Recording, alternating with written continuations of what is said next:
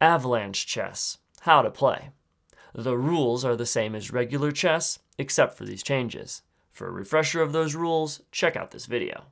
After you move one of your pieces, you must move one of your opponent's pawns one space forward towards your side of the board. To mitigate White's first turn advantage, White does not push a pawn until their second turn. The pawn that is moved, called a push, is always moved a single space, and the move is never a capture.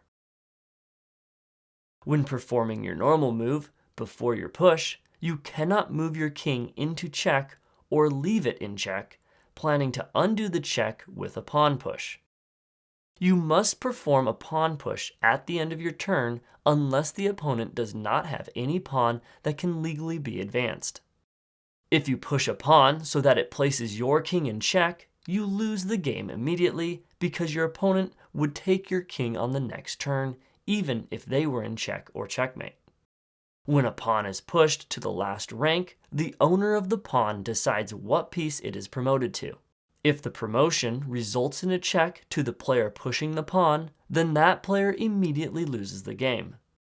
En passant is not allowed. The first player to checkmate their opponent wins.